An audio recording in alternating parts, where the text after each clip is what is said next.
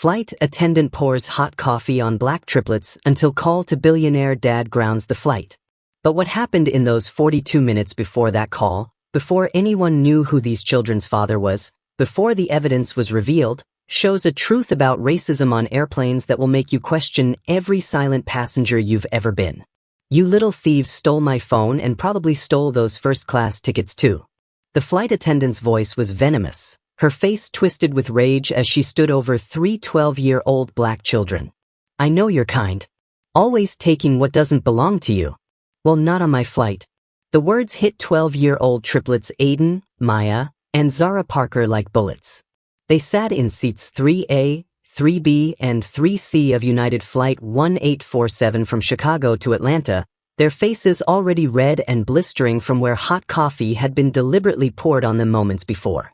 Scalding liquid that had burned their skin, soaked their clothes, left them crying and confused about how their exciting New Year trip to see their grandfather had turned into this nightmare. Here's what people refuse to accept. Racism didn't die with segregation. It didn't fade with time. It evolved. It got bolder. And in 2025, it had learned to weaponize service, to turn coffee into a weapon, to frame black children as criminals, to assault them at 37,000 feet where escape was impossible and witnesses were plentiful but silent. The racism these triplets faced wasn't history. It was happening right now on a commercial flight, with first-class passengers recording on their phones while doing absolutely nothing to protect 3 children being burned and accused of theft. Maya looked at the flight attendant, at this white woman who'd smiled while serving them coffee then returned to pour it on them while screaming accusations, and felt something break inside her chest. Not surprised though. She'd been followed in stores before. Had security guards watch her family too closely in nice restaurants. Had teachers assumed she and her siblings needed extra help because black kids couldn't possibly afford private school on merit. At 12 years old, she'd already learned that excellence didn't protect you from racism. But this? Being physically burned? Having hot coffee poured on her and her siblings? Being accused of theft in front of everyone? This was a new level of cruelty that would haunt her forever. Please, Aiden sobbed, his hands covering the burns on his neck where coffee had splashed. We didn't take your phone. We don't know anything about it. We just asked for coffee. That's all. Why are you doing this to us? The flight attendant's laugh was cruel. Because I'm tired of little thieves like you thinking you can sit in first class. Thinking you belong here. You stole my phone and I'm going to make sure you're arrested the second we land. All 3 of you are going to jail. Around them, first-class passengers sat frozen in their expensive seats. A businessman had his phone out, recording the burns on the children's skin, the tears streaming down their faces, the flight attendant's obvious rage. But his mouth stayed shut. A wealthy couple whispered to each other, clearly disturbed, but neither stood up to intervene. An elderly woman covered her mouth in horror but didn't use her voice to defend 3 children being assaulted. They all watched. They all recorded. They all chose silence over protection. We're going to visit our grandfather, Zara whispered through her tears, her voice breaking. It's New Year. It's a family reunion. We didn't steal anything. Please believe us. Please. The flight attendant leaned down, her face inches from Zara's burned cheek. I don't believe liars. And I don't believe black kids flying first class are anything but thieves. You stole that phone. You stole those tickets. And you're going to pay for it. She grabbed Aiden by the arm, her nails digging into his burned skin, making him cry out in pain. I'm moving you 3 to the back of the plane where you belong. And when we land, police will be waiting. Hope it was worth it stealing from me. If you believe no child should be burned with hot coffee and falsely accused of theft because of their skin color, keep watching. If you think racial discrimination and physical assault on airplanes is something we solved decades ago, you need to see what happens in the next 40 minutes. And if you've ever been treated like a criminal for existing while black, drop a comment below and tell us your story. We're reading every single one. Tell us where you're watching from and what time it is right now. But here's the truth: if you're watching this and you don't subscribe, if you don't share this, if you stay silent like those passengers in first class, you're part of the problem. Silence enables racism. Silent channels enable injustice. Subscribe right now if you actually stand against this. or stay silent and be complicit? The choice is yours. This story doesn't end the way you think. What this flight attendant doesn't know about these children's father will destroy her career and ground this entire flight. But to understand how 3 12-year-old black children ended up burned with hot coffee and falsely accused of theft at 37,000 feet, we need to go back 8 hours to that New Year's Eve morning in Chicago when the Parker triplets woke up believing the world was full of excitement and possibility. Aiden, Maya, and Zara Parker were 12 years old, 7th graders at Lincoln Park Academy with matching 4.0 GPAs and reputations as the smartest, most polite kids in their grade. Aiden loved robotics and had just won second place in a national STEM competition. Maya played violin in the youth symphony and dreamed of becoming a neurosurgeon. Zara was a math prodigy who'd already been accepted into a prestigious summer program at MIT. They were exceptional children. Responsible. The type of kids who held doors open for strangers and always said please and thank you. Their father, Marcus Parker, was someone most people had never heard of despite being one of the wealthiest black men in America. He'd built his fortune in commercial real estate and airport development, quietly acquiring major shareholdings in airports across the United States. He owned significant stakes in O'Hare International where his children would board that morning, along with holdings in Atlanta, LAX, and a dozen other major hubs. But Marcus preferred staying out of the spotlight. No flashy lifestyle. No publicity. Just quiet wealth and the freedom it provided his family. Their mother, Dr. Keisha Parker, was a renowned cardiothoracic surgeon who'd saved countless lives over her 20-year career. She and Marcus had raised their triplets to be humble despite their privilege, to understand that wealth didn't make them better than anyone, and to never forget that their black skin meant the world would judge them differently no matter how successful they became. This New Year trip to Atlanta was special. Grandfather William was turning 85, and the entire Parker family was gathering for a massive reunion. Cousins from 5 states. Aunts and uncles they hadn't seen in years. A celebration of family, of resilience, of a patriarch who'd lived through segregation and raised children who'd thrived despite America's racism. Marcus and Keisha were supposed to fly with the triplets, but emergency surgeries had kept Keisha at the hospital, and Marcus had stayed to support her. They decided the kids could fly ahead and they joined them the next morning. The triplets had been so excited. First time flying without parents. First-class seats their father had booked as a special treat. A week with family, with love, with the kind of joy that comes from being surrounded by people who share your history and your hope. They'd packed carefully that morning, each bringing gifts for cousins, new outfits grandmother had requested they wear for the family photo, and the special memory books grandfather had asked them to create about their lives. Marcus had driven them to O'Hare himself, going over rules even though his children had flown dozens of times. Stay together. Be polite to crew. Call when you land. Text updates. He'd hugged each of them tight at the curb, told them he loved them, reminded them they were Parker kids and Parker kids carried themselves with dignity and grace wherever they went. Check-in had been smooth. The Delta agent had processed their first-class tickets without question, smiled warmly, wished them a happy new year. Security was normal. TSA agents were professional and quick. At the gate, they'd settled into the waiting area with excitement bubbling over. Maya had FaceTimed with cousins already in Atlanta. Aiden had reviewed his robotics notes because he never stopped learning. Zara had read a book on quantum physics because that's what 12-year-old prodigies did for fun. Other passengers at the gate barely noticed them. Just 3 well-dressed black kids, clearly siblings, talking and laughing quietly while waiting to board. They were invisible in the way children often are when they're behaving well. Nobody looked at them and saw future victims. Nobody suspected that in a few hours, they'd be burned, accused, and traumatized.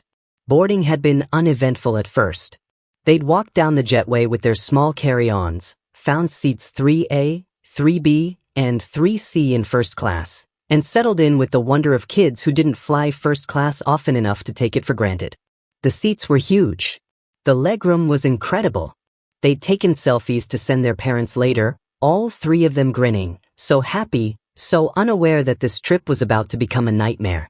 Other first-class passengers filed past. A businessman who didn't acknowledge them. A wealthy couple who glanced at them with slight surprise that black children were in first class but said nothing. An elderly white man who smiled kindly.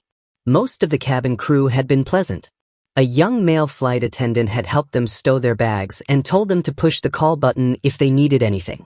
Another attendant had brought them water without being asked. But then she had appeared. The flight attendant who would change everything. Her name was Jennifer Walsh, according to her name tag. White woman, maybe early 40s, blonde hair pulled back tight, an expression that seemed professional but with something cold underneath. She'd been assigned to the front galley, responsible for first-class service. When she'd first walked past row 3 and seen 3 black children sitting in premium seats, something had flickered across her face. Not obvious disgust. Just a subtle tightening around her eyes. A momentary pause. The kind of microaggression that black people recognize instantly but that white people claim they imagined. She'd kept walking but Zara had caught it. Though, that judgment. An hour into the flight, after the seatbelt sign had turned off and passengers had settled in, Aiden had pressed the call button. The triplets had decided to try the coffee service they'd heard was fancy in first class. Hot chocolate for Maya and Zara. Coffee for Aiden because he wanted to feel grown up. A simple request that should have been met with a smile and prompt service. Jennifer had appeared at their row, and her professional mask had slipped for just a second. Her smile didn't reach her eyes. Her tone was clipped. "You 3 need something? Could we please have some hot drinks?" Aiden had asked politely. "Coffee for me, and hot chocolate for my sisters if you have it." Jennifer had looked at them like they'd asked for something ridiculous. "You're 12 years old and you want coffee?" "Yes, ma'am," Aiden had said, maintaining his politeness. "My parents let me drink it sometimes." Jennifer's eyes had narrowed. "Your parents? The ones who bought you first-class tickets?" "Yes, ma'am," Maya had answered, sensing something wrong in the flight attendant's tone but not understanding what. Jennifer had walked away without another word, muttering something under her breath that sounded like unbelievable but the triplets couldn't be sure. They'd exchanged confused glances. Had they done something wrong? Had they been rude somehow? 10 minutes later, Jennifer had returned with a tray. 3 cups of steaming hot liquid. But her demeanor had changed. Now she was smiling. Now she was friendly. Almost too friendly in a way that felt forced and fake. "Here you go, kids," she'd said brightly. 1 coffee, 2 hot chocolates. Careful, they're very hot. She'd set the cups down on their tray tables with exaggerated care. Then she'd done something strange. She'd started asking them questions. Where were they going? Who were they visiting? Did they fly first class often? The questions felt invasive, inappropriate, like she was trying to catch them in a lie. "We're going to see our grandfather," Zara had answered, because she'd been raised to be polite to adults. "It's his 85th birthday. There's a big family reunion." "That's nice," Jennifer had said, but her smile still didn't match her eyes. "Your grandfather must be very proud of you. Flying first class to see him. That's quite a gift." There was something in her tone. Something that suggested she didn't believe them. Something that said she thought black children in first class were suspicious. But the triplets had tried to ignore it. Had tried to enjoy their drinks. Had tried to stay excited about seeing family. Jennifer had chatted with them for another minute, laughing at Aiden's jokes, complimenting Maya's outfit, asking Zara about the book she was reading.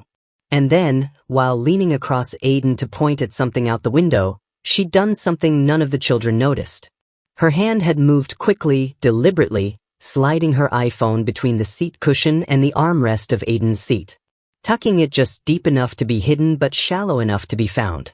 Then she'd straightened up, smiled one more time, and walked away to attend to other passengers. The triplets had sipped their drinks, unaware that they'd just been set up. That the friendly flight attendant had planted evidence that would be used to destroy them. That in 20 minutes, their lives would explode into accusations and violence and trauma they'd carry forever. They'd scrolled on their phones. Talked about cousins they'd see. Made plans for New Year's Eve at grandfather's house. 3 innocent children who had no idea a racist flight attendant was about to weaponize her authority against them in the cruelest way possible. And when Jennifer Walsh returned to their row with fury in her eyes and scalding coffee in her hands, when she poured that coffee on their skin while screaming about theft, Those 3 exceptional children learned the lesson their parents had tried to protect them from for 12 years. That being smart didn't protect you. That being polite didn't save you. That excellence and achievement meant nothing when someone decided your black skin made you guilty. And that crowds of witnesses would watch you burn and do absolutely nothing to help. 20 minutes after serving the drinks, Jennifer Walsh returned to row 3 with a smile that didn't quite reach her eyes. The triplets had finished their hot beverages and were scrolling through their phones, showing each other pictures of cousins they'd see in Atlanta. They looked up when Jennifer appeared, and Maya immediately noticed something different. The flight attendant who'd been cold and suspicious earlier was now acting friendly. Almost too friendly. "So," she said brightly, pulling down the jump seat across from them. "I hope those drinks were good. First time trying first-class service?" "Yes, ma'am," Zara answered politely. "Thank you. They were really good." Jennifer laughed, a practiced sound that was meant to seem warm but came across as slightly forced. "You 3 are so polite. Your parents raised you right. Tell me more about this family reunion. It sounds exciting." And just like that, she started engaging them, asking about their grandfather, commenting on Aiden's robotics competition, complimenting Maya's violin playing when she mentioned it, joking about Zara's quantum physics book being too advanced for most adults. The triplets, raised to be respectful to adults and not naturally suspicious, started to relax. Maybe they'd misread her earlier. Maybe she was actually nice and just having a bad day before. "You know what?" Jennifer said, leaning forward conspiratorially. "I bet you 3 are the smartest kids on this whole plane. Probably smarter than half the adults too." She laughed again, and the triplets smiled, warming to what seemed like genuine kindness. Jennifer pulled out her iPhone, a newer model with a distinctive rose gold case. "Let me show you something funny," she said, scrolling through what appeared to be memes. She showed them a few videos, laughing with them, creating a moment of connection that felt real enough to lower their guard completely. While showing Aiden a video, Jennifer leaned across him to point at something, her body blocking the view of the other passengers. And in that moment, with practiced precision, her other hand slipped her iPhone between the seat cushion and the armrest of Aiden's seat. The movement was quick, deliberate, invisible to the children whose attention was focused on the screen she was showing them. She pushed the phone just deep enough that it wouldn't be immediately visible but shallow enough that a search would find it easily. The entire plant took less than 3 seconds. 3 seconds to set up 3 innocent children for destruction. 3 seconds to create evidence of a crime that never happened. 3 seconds that would change the triplets' lives forever. Jennifer straightened up, still smiling. "Well, I should get back to work. You 3 enjoy the rest of the flight. And hey, maybe I'll see you on the way back after New Year. You'll have to tell me all about the reunion." "We will," Maya said, smiling back. "Thank you for being so nice." Jennifer walked away, and the triplets went back to their phones, to their excitement about Atlanta, to their innocence that wouldn't survive the next 20 minutes. They had no idea they'd just been targeted by a racist flight attendant who'd decided that black children in first class needed to be punished. Who'd looked at their expensive tickets and their polite demeanor and their obvious intelligence and decided they must have stolen their way into that cabin.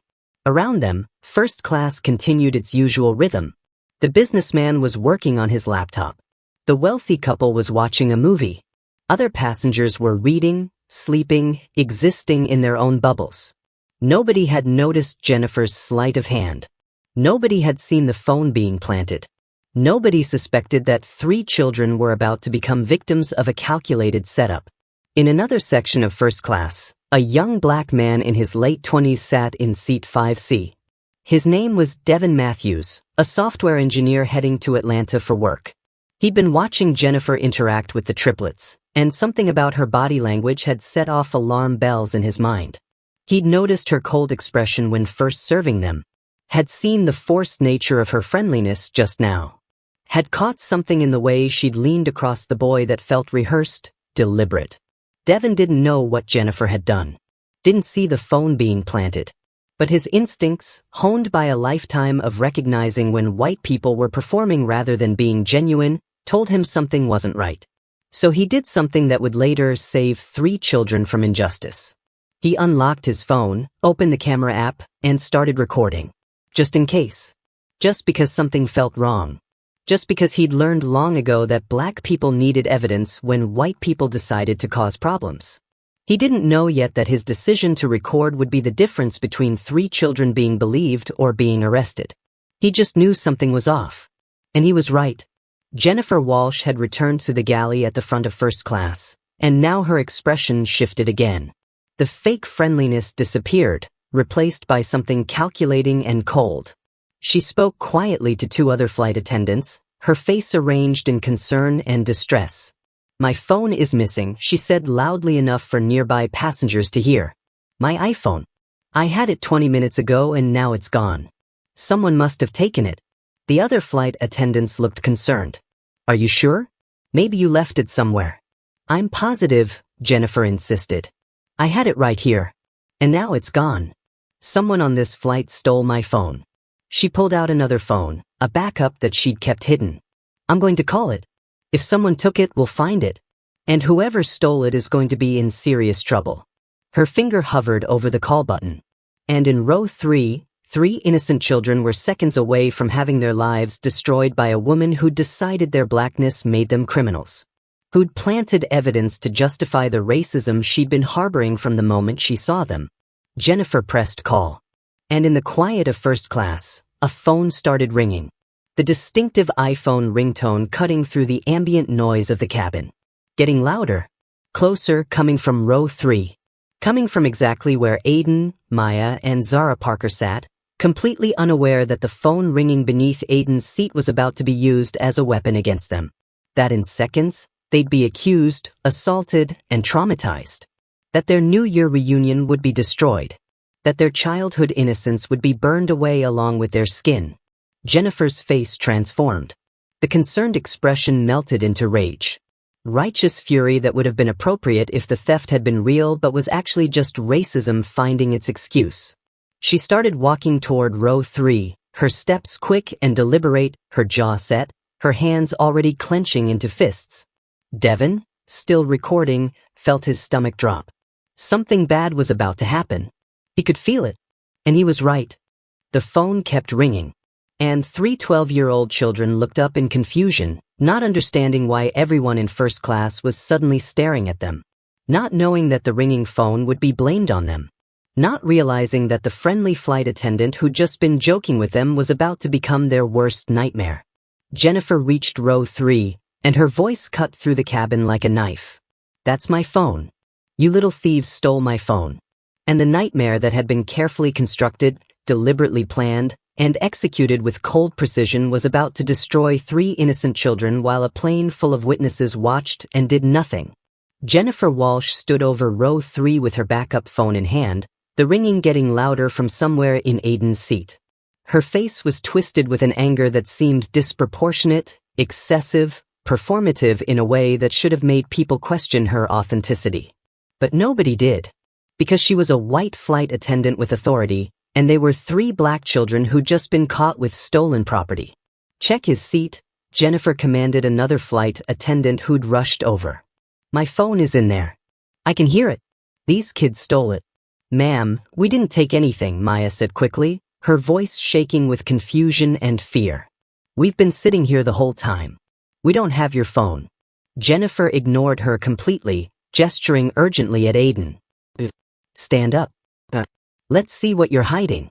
Aiden stood on trembling legs, not understanding what was happening but knowing somehow that something terrible was unfolding. The other flight attendant reached into his seat, feeling between the cushions, and pulled out the rose gold iPhone right where Jennifer had planted it 20 minutes earlier. Right where it would be found and used as evidence of a crime that never happened. "There it is," Jennifer said triumphantly, her voice loud enough for the entire first-class cabin to hear. "My phone. In his seat. Right where I knew it would be. You little thief." "I didn't put that there," Aiden said, tears already forming in his eyes. "I swear I didn't take your phone. I don't know how it got there." Jennifer snatched the phone from the other flight attendant's hand. "Don't lie to me.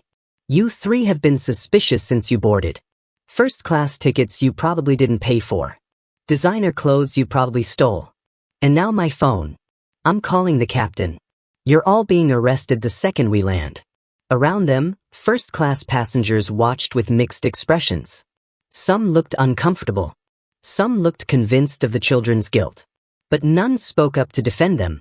None questioned how an iPhone could have gotten into a seat without the child sitting there noticing. None asked why a flight attendant would leave her expensive phone unattended in the first place. They just watched, their silence a vote of confidence in Jennifer's accusations. "Please," Zara sobbed, her 12-year-old voice breaking with desperation. "We didn't steal anything. We're good kids. We're going to see our grandfather. Please believe us."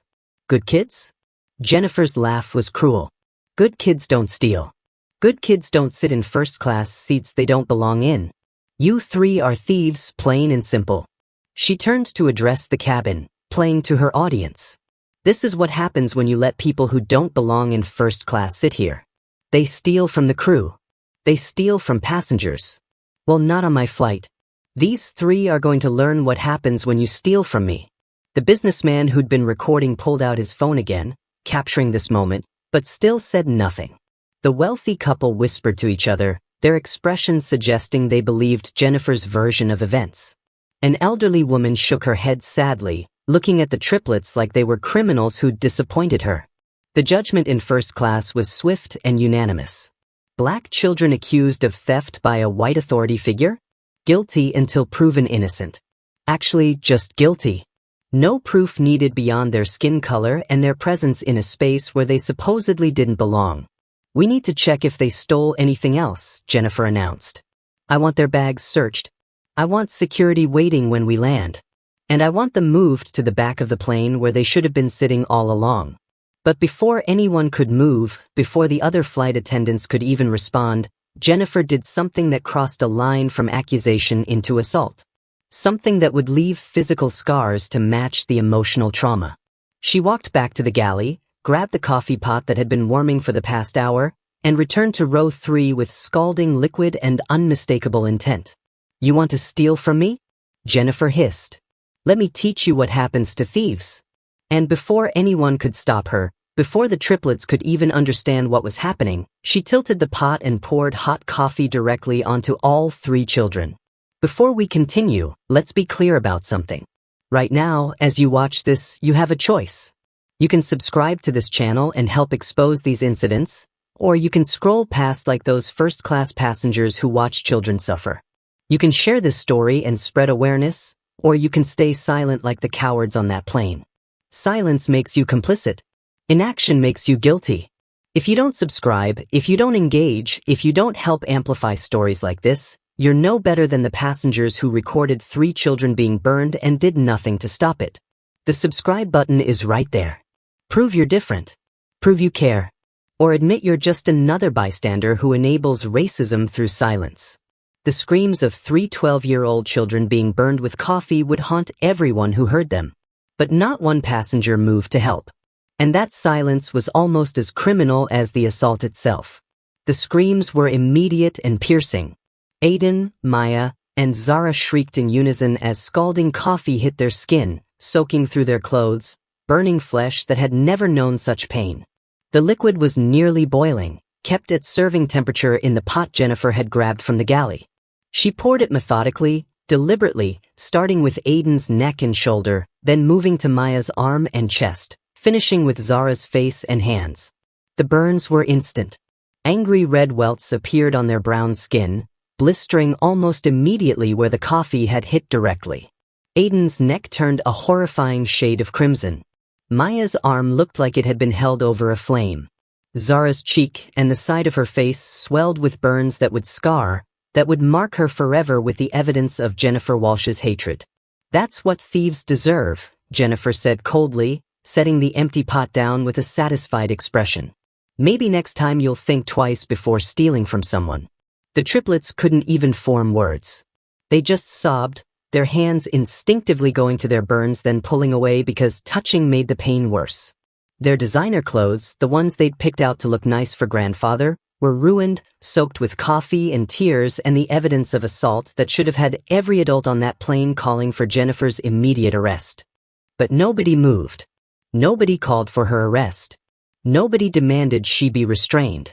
They just stared with varying degrees of horror and discomfort, their phones still out, still recording, still documenting abuse without stopping it. "You burned them," one passenger finally said, a young woman whose voice shook with shock. "They're children. You burn children." "They're thieves," Jennifer shot back. "And they're lucky I didn't do worse. My phone is worth $800. These little criminals stole from me and they need to learn the consequences." "We didn't steal anything," Maya sobbed, tears mixing with coffee on her burned arm. "Please. We didn't take your phone. We don't know how it got there. Please, someone help us. We need a doctor. It hurts so bad." Her voice cracked on the last word, the pain overwhelming her ability to stay composed. She was 12 years old, sitting in a plane with burns covering her arm, being called a criminal by an adult with authority, and not one person in that cabin was protecting her. Aiden's neck was blistering badly now, the burns second degree at minimum. He couldn't turn his head without crying out.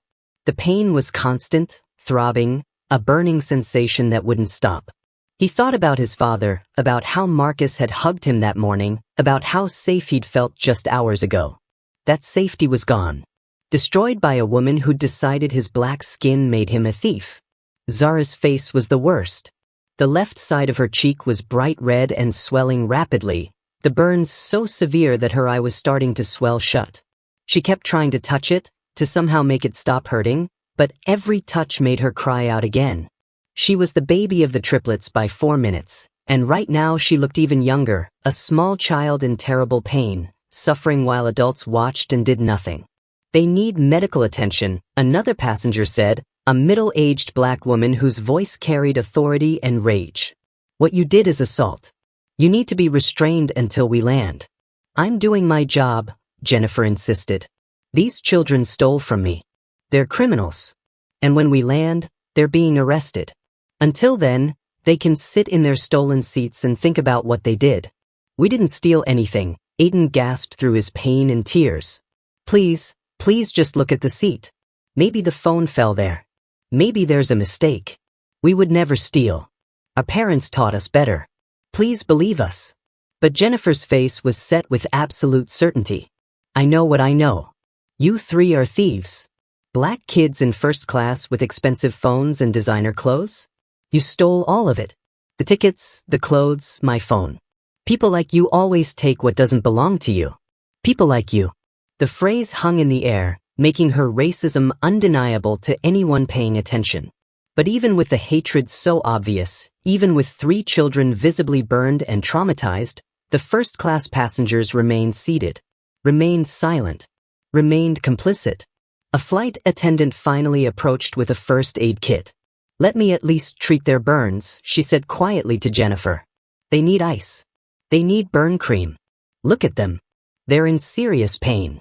"Fine," Jennifer said dismissively. "But don't let them trick you with tears. Criminals always cry when they get caught. And the second we land, security is taking all 3 into custody." The other flight attendant knelt beside the triplets with ice packs and burn gel, her hands gentle but her face devastated. "I'm so sorry," she whispered. "I'm so sorry this happened to you. But sorry didn't stop the burns from hurting. Sorry didn't undo the assault. Sorry didn't make the other passengers brave enough to demand Jennifer's immediate removal from duty. Sorry was just a word adults said when they failed to protect children and wanted to feel better about their failure. The ice helped slightly, numbing the worst of the burns, but the damage was done. Physical damage that would heal slowly and leave scars. Emotional damage that would never fully heal. The triplets huddled together in their first-class seats, burned and accused and traumatized, while Jennifer Walsh stood nearby with her arms crossed, looking satisfied with what she'd done. "You 3 are going to the back of the plane," Jennifer announced. "I don't want thieves sitting in first class. You're moving to economy where you belong." "But we have assigned seats," Maya whispered. "Our father bought these tickets. We belong here." "Your father?" Jennifer laughed bitterly. "Your drug dealer father, you mean? That's how you people afford first class. Drug money. Stolen money. You don't earn it legitimately. And you're not staying in these seats another minute." She gestured to other crew members. "Move them. And make sure they don't steal anything else on the way back." The triplets looked at each other with absolute despair. Their grandfather's reunion was ruined. Their New Year celebration was destroyed. Their bodies were burned and in pain. They'd been assaulted, accused, and now humiliated further by being forced to move like they were criminals. And every adult on this plane with the power to stop it had chosen Jennifer's authority over their protection. They gathered their bags with shaking hands, their burns making every movement painful. And as they walked toward the back of the plane, past rows of passengers who looked away in guilt, past the businessman still recording but not intervening, past the wealthy couple who clutched their own belongings like the children might steal from them too, the Parker triplets learned the cruelest lesson of their young lives. That being excellent meant nothing. That being polite meant nothing. That having wealthy parents meant nothing when a racist decided you were guilty.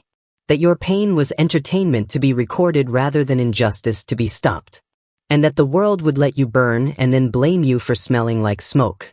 They reached the back of economy, were shoved into middle seats by Jennifer with unnecessary force, and collapsed into each other crying. Their burns throbbed. Their hearts hurt worse. And the plane kept flying toward Atlanta, toward a family reunion they'd never make, toward a landing where police would be waiting to arrest them for a crime they didn't commit.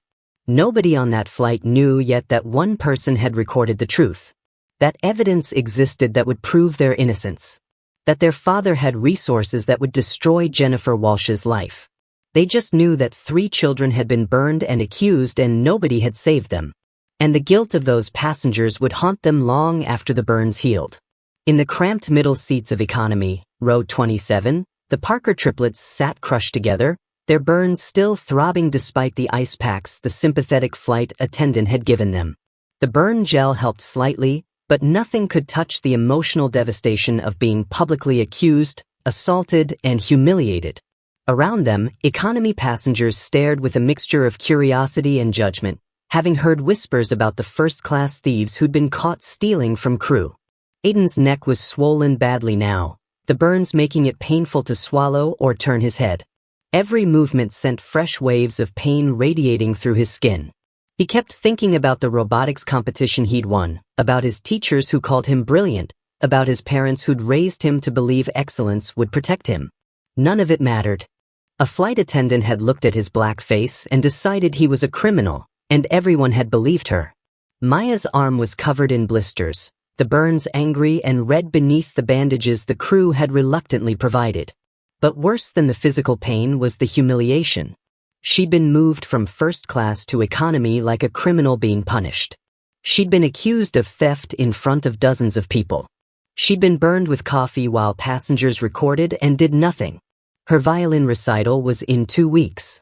How could she play with burns on her arm?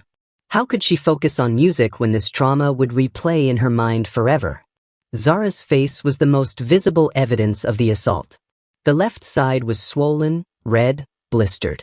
Her eye was partially closed from the swelling. She looked in her phone's camera and barely recognized herself. The burns would scar. Dr. Mom had taught them enough about medicine to know that burns on the face often left permanent marks.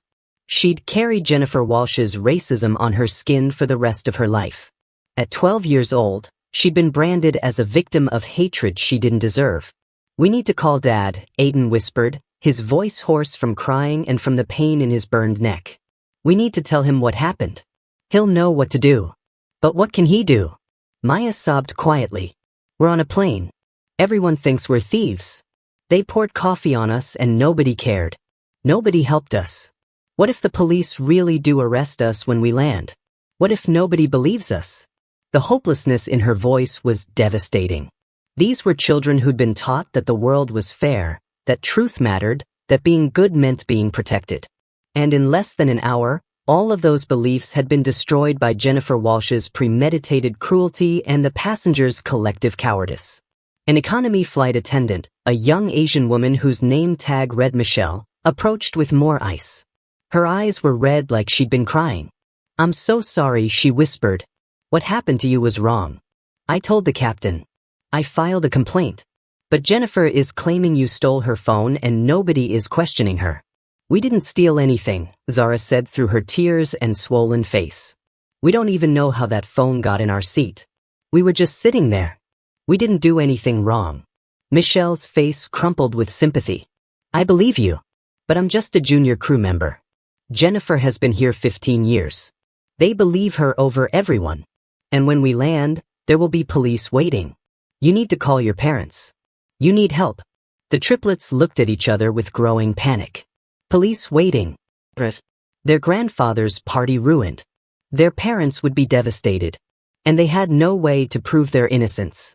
It was their word against a flight attendant's, and everyone knew whose word would be believed. Passengers around them whispered and stared. Some with pity. Most with judgment. A mother pulled her child closer as the triplets passed, like their accused theft was contagious. A businessman muttered something about how you can't even tell who's trustworthy anymore. An elderly couple shook their heads sadly, clearly convinced the children were guilty despite their obvious pain and youth. Do you think grandfather heard? Maya asked quietly. Do you think someone told him we're thieves? What if he's ashamed of us? The thought broke all three of them. Their grandfather William, who'd lived through segregation, who'd raised children to be proud and excellent, who'd been so excited about this reunion. What would he think when he heard his grandchildren had been accused of theft? Would he believe them? Or would even he doubt them because that's what the world did to black children? Assumed guilt first and asked questions never. I want to go home, Zara whispered, touching her burned face gently and wincing. I want mom and dad. I want to go home where people don't hate us. Aiden wrapped his arms around both his sisters. All three triplets huddled together in the back of the plane, burned and broken and facing arrest for a crime they didn't commit. Around them, passengers went back to their movies, their books, their lives. The drama was over. The entertainment had passed. Three black children's suffering was no longer interesting enough to hold their attention. But somewhere in first class, in seat 5C, Devin Matthews was still recording. Was still watching. Was still documenting the injustice that would soon become evidence. The triplets didn't know about him yet. Didn't know that someone had seen the truth. Didn't know that proof existed of their innocence. They just knew they were in pain, accused, and terrified. And that nobody seemed to care enough to believe them. The announcement came over the speakers. Ladies and gentlemen, we're beginning our descent into Atlanta. Please return to your seats and prepare for landing. On landing, where police would be waiting, where their nightmare would continue, where three innocent children would face consequences for a crime they didn't commit while the woman who'd assaulted them walked free. Unless something changed in the next 15 minutes, the Parker triplets were about to be arrested. And their lives would never be the same. The plane descended. Their burns throbbed. Their tears fell. And still, nobody came to save them. Nobody except one witness with a video they didn't know existed yet. Devin Matthews sat in seat 5C with his phone still recording, his heart pounding with a mixture of rage and determination. For the past 40 minutes, he'd captured everything. The fake friendliness. The phone plant. The accusation. The assault. The burns. The forced relocation. All of it documented in high-definition video that would prove exactly what Jennifer Walsh had done. He'd known something was wrong from the beginning. He was a software engineer, trained to notice patterns, to see when things didn't add up. And nothing about Jennifer's behavior had added up. The way her smile had been too forced when playing with the kids. The way she'd positioned her body to block the view when leaning across the boy. The deliberate placement of something into the seat that she tried to make look casual but was clearly intentional. So he'd started recording. Just his phone propped against the seat in front of him, camera pointed across the aisle at row 3. He'd caught Jennifer sliding the rose gold iPhone between the cushions. Had captured her checking to make sure it was placed correctly. Had documented her walking away with a satisfied expression that no innocent person would wear. Then came the accusation. The call. The discovery. All of it on video showing exactly where that phone had been the entire time, proving the children had never touched it. Proving they'd been set up. And then the assault. Devin had almost stopped recording to intervene when Jennifer poured that coffee. Had started to stand up, to physically stop her. But something had made him stay seated, keep filming. Because he knew from bitter experience that black people needed proof. That accusations against white authority figures went nowhere without evidence. That 3 black children's word against a white flight attendant meant nothing unless someone could prove the truth. So he'd documented the screams, the burns, the tears, the way passengers had watched and done nothing, the way Jennifer had smiled with satisfaction while children suffered. All of it captured in a video that would destroy her life and save theirs. Now, as the plane descended toward Atlanta, Devin watched the triplets in the back of economy through the gap between seats. Saw them huddled together, crying, touching their burns with careful fingers. Saw their despair, their hopelessness, their belief that nobody would save them. He wanted to go to them immediately, to show them the video, to tell them they had proof. But he knew better. If Jennifer saw the video before they landed, she might try to destroy his phone, might claim it was fake, might escalate the situation even further. No, he needed to wait until the right moment, until authorities were present, until his evidence could be properly secured. But watching those children suffer, knowing he had their salvation on his phone but couldn't give it to them yet, was one of the hardest things Devin had ever done. He thought about his own childhood, about the times he'd been followed in stores, accused of things he didn't do, treated like a criminal because of his skin. He'd never been assaulted like these kids, never been burned, but he understood the helplessness, the despair, the feeling that the world had decided you were guilty and nothing you said would change their minds. His phone was at 47% battery. He'd been recording for nearly an hour. The video file was massive, over 12 gigabytes of footage. But it was the most important video he'd ever taken. More important than any code he'd written. More important than any project he'd worked on. This video would prove that 3 innocent children had been framed, assaulted, and traumatized by a racist flight attendant while dozens of witnesses did nothing. The plane dropped lower, Atlanta appearing through the windows. In economy, Aiden pulled out his phone with shaking hands. "I'm calling Dad," he said to his sisters. "I don't care what happens. I need to tell him what they did to us." Maya and Zara nodded, both crying too hard to speak. Aiden found his father's contact and pressed call. The phone rang once, twice. Then Marcus Parker's voice, warm and familiar and safe. "Aiden? Son, you should be landing soon. Everything okay?" And Aiden broke. All the pain and fear and trauma came pouring out in sobs that made his burned neck ache worse. "Dad, something bad happened. A flight attendant said we stole her phone, but we didn't. She poured hot coffee on us. We're burned really bad. And everyone thinks we're thieves. They moved us to the back and there's police waiting to arrest us and we didn't do anything wrong and it hurts so bad and nobody believes us." In his Chicago office, Marcus Parker felt his world stop. His children, his babies, burned, accused, about to be arrested. And he was 2 states away, powerless to protect them. "What?" His voice went deadly calm. "Say that again. Someone burned you?" Through his tears, Aiden explained everything. The coffee request, the friendly conversation, the phone appearing in his seat, the accusation, the scalding coffee poured on all 3 of them, the burns, the humiliation, the move to economy, the police waiting to arrest them. Marcus's hand gripped his desk so hard the wood cracked. "Son, listen to me very carefully. You 3 did nothing wrong. Nothing. This woman assaulted you. She's going to prison. And nobody is arresting my children.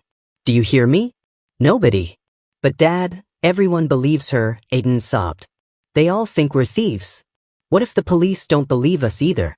Marcus was already pulling up contacts on his computer. The airline CEO's direct line. The number he'd used countless times in business dealings. The number that would change everything. "Aiden, I need you to trust me. That plane isn't leaving the gate. Those police aren't arresting you. And that woman who hurt you? Her life is over. I'm making calls right now. You 3 stay together. Don't let anyone separate you. And tell your sisters that Daddy is coming. That justice is coming.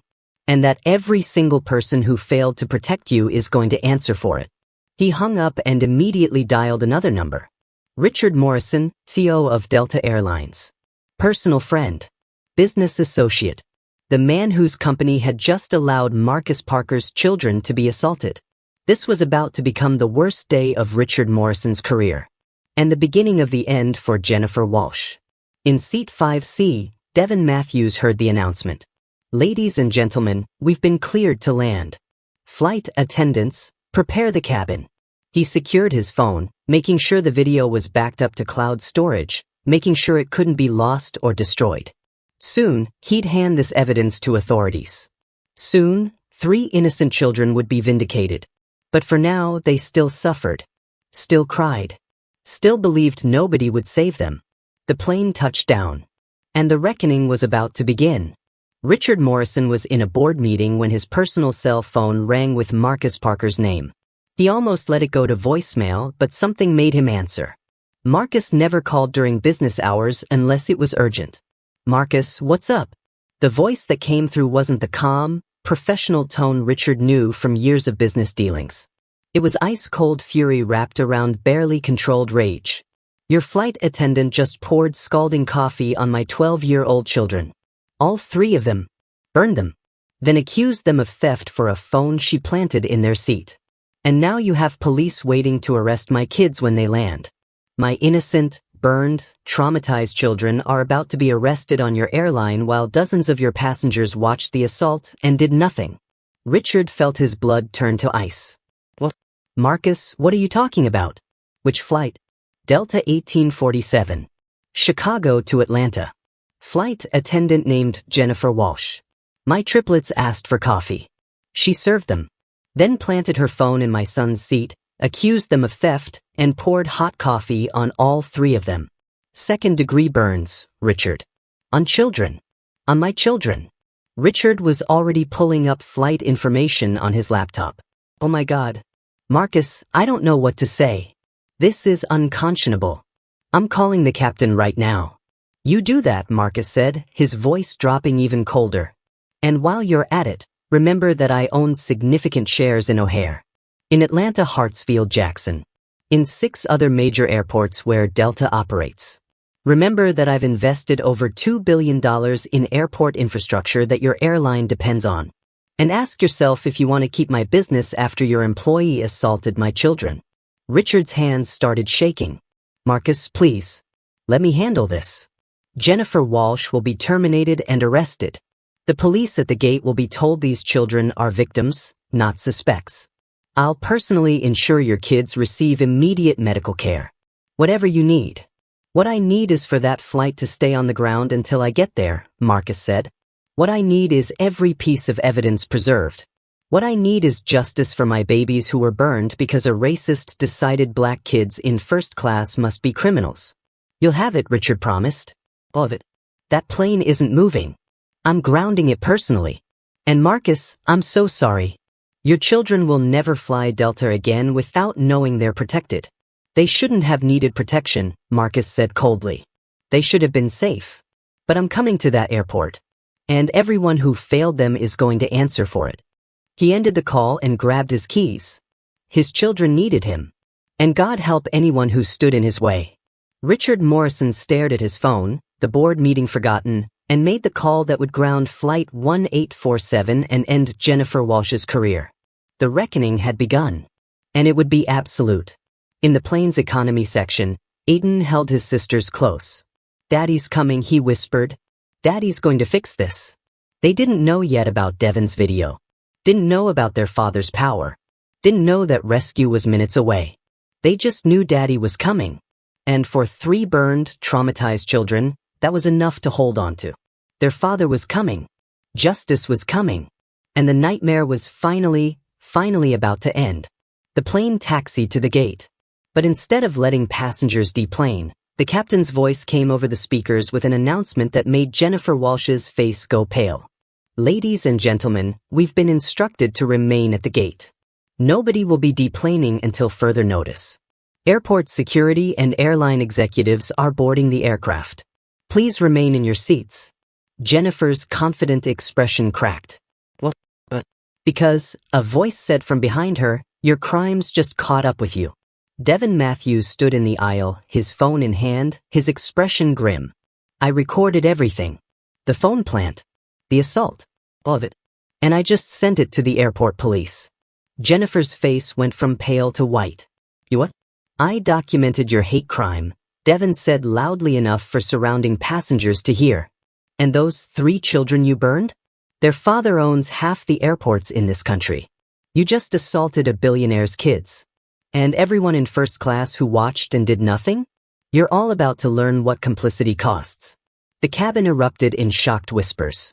Billionaire's kids? There was video evidence?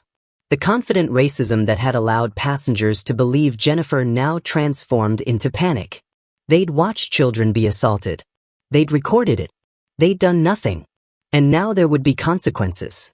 Jennifer tried to run toward the cockpit, but 2 airport police officers were already boarding, moving straight toward her with handcuffs ready. The triplets, watching from economy, saw the police and started crying harder, thinking they were coming for them. But Devon walked back, knelt beside their row, and showed them his phone. I got everything, he said gently. You're innocent. Everyone's about to know it. Your dad is on his way. And that woman is going to prison. For the first time in an hour, the Parker triplets felt something other than despair. They felt hope.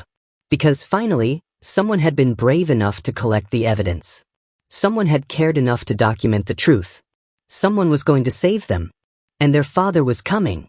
The billionaire these people had never heard of. The man with power enough to ground flights and end careers. The dad who would move heaven and earth to protect his children. Jennifer Walsh had assaulted the wrong kids. And she was about to learn exactly what that mistake would cost. Jennifer Walsh's arrest happened in front of every passenger who'd watched her assault 3 children and done nothing. The handcuffs clicked around her wrists while she screamed about how this was a mistake, how she was the victim, how those children were thieves who deserved what they got. But Devon's video, playing on the police officer's tablet, showed the truth in undeniable high definition. The phone plant. The fake friendship. The deliberate setup. The scalding coffee poured with clear intent to harm. The racial slurs. All of it captured from an angle that showed Jennifer's calculated cruelty and the triplets' obvious innocence. This is a hate crime, the lead officer said. Assault on minors. False accusation. Premeditated attack. You're looking at serious prison time. Jennifer's face crumbled as reality crashed down. Her 15-year career. Her reputation. Her freedom. All destroyed because she'd looked at 3 black children in first class and decided they needed to be punished for existing in a space she thought they didn't deserve. Marcus Parker arrived 30 minutes later, bursting through the jet bridge with airport security, Delta executives, and 2 attorneys. He went straight to economy where his children sat with ice packs and bandages, their faces lighting up with relief when they saw him. Daddy, all 3 sobbed in unison, throwing themselves into his arms. He held them carefully, mindful of their burns, his own tears falling as he assessed the damage. Aiden's blistered neck. Maya's burned arm. Zara's swollen face. His babies had been marked by racism in ways that would leave permanent scars. I've got you, Marcus whispered fiercely. Nobody's ever going to hurt you like this again. I promise. 6 months later, Jennifer Walsh stood in federal court for sentencing. The judge, reviewing Devon's video and the medical reports documenting second-degree burns on 3 children, showed no mercy. This was a premeditated hate crime against minors, Judge Williams said. You weaponized your authority to assault children based on their race. This court sentences you to 8 years in federal prison for assault, child endangerment, and civil rights violations. Jennifer collapsed, sobbing. 8 years. Her life destroyed by the racism she couldn't control and the violence she'd chosen to inflict. Delta settled with the Parker family for $47 million, the largest assault settlement in airline history. But money couldn't undo the trauma. The triplets missed their grandfather's reunion. Spent New Year in a hospital getting burn treatment instead of celebrating with family. Grandfather William flew to Chicago instead. His 85th birthday party canceled because racism had stolen his grandchildren's innocence. Maya, now 13, still has scars on her arm that make playing violin painful. Zara's face healed but left marks that makeup can't fully hide. Aiden has nightmares about burning and being accused of crimes he didn't commit. All 3 are in therapy, working through trauma that will mark them forever. The 41st class passengers who recorded but didn't intervene faced no criminal charges. But Devon's video showed their faces. Their silence. Their complicity. Some lost jobs when employers saw the footage. Some faced social media backlash. Most just lived with guilt they'd never fully escape. They'd watched children burn and chosen comfort over courage. Chosen recording over rescuing. And while they faced no legal consequences, they'd have to live forever knowing they'd failed 3 children who desperately needed adults to be brave. Devon Matthews became a hero to some, a reminder to others. He'd done what 40 passengers couldn't. He'd documented truth when everyone else just watched. He'd been brave enough to preserve evidence when others were too cowardly to intervene. The Parker family offered him a reward. He refused, saying that doing the right thing shouldn't require payment. Jennifer Walsh serves her sentence in federal prison. The flight attendants who helped her face termination but no criminal charges. And aviation policies changed across every major airline. Mandatory body cameras for crew. New protocols for accusations. Training on implicit bias and the criminalization of black passengers. But none of it helped the Parker triplets. None of it gave them back the new year they'd lost. None of it erased the burns or the trauma or the knowledge that the world had decided they were guilty based solely on their skin color.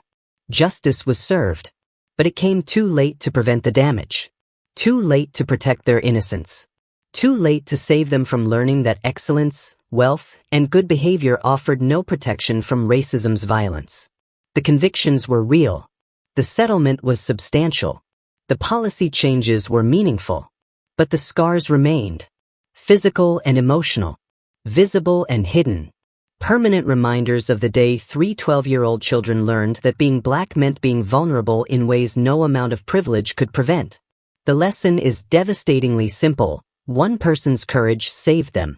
Devon Matthews recorded when 40 others just watched. One man's bravery provided evidence that exonerated 3 innocent children. One witness refused to be a bystander. Here's the uncomfortable truth. If you're watching this and not subscribing, you're choosing to be passenger 41. If you're not sharing this story, you're enabling the silence that lets racism thrive. If you're not engaging, commenting, amplifying these truths, you're complicit in the system that burns black children and calls them criminals. Subscribe right now. Not for us. For the next 3 children who'll face Jennifer Walsh's spiritual successor. For the next victim who'll need witnesses brave enough to document truth. Share this video. Comment where you're watching from. Tell us you'll be Devon Matthews next time, not passenger 41. Because your silence makes you guilty. Your inaction enables violence. Your comfort costs black children their safety. The Parker family survived. But they're forever changed. Don't let their trauma be meaningless. Be better. Be braver. Be the person who records truth and intervenes. This is Hyper Racism Channel. We expose what they hide. We amplify what they silence. We refuse to let black children's pain be ignored. Hit that notification bell. Because the next story might be about a child you could have saved if you'd been brave enough to act. See you in the next video. Stay vigilant. Stay vocal. Never stay silent when children suffer. Because silence isn't neutrality. Silence is violence. And we're done being silent.